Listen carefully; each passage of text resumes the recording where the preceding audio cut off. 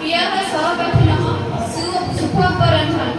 अद्य संस्कृत दिवस महोत्सवः सम्पद्यते। संस्कृत भाषा विश्वस्य सर्वासु भाषासु प्राचीनतम भाषा अस्ति।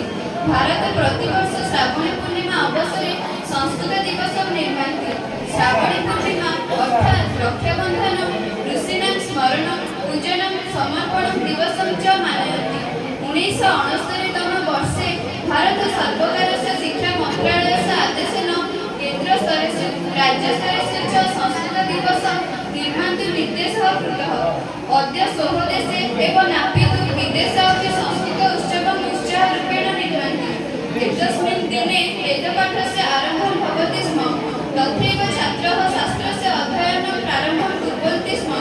वेदाः रामायणः महाभारतः भगवद्गीता इत्यादि ग्रन्थाः संस्कृतभाषायाम् एव विरचितानि।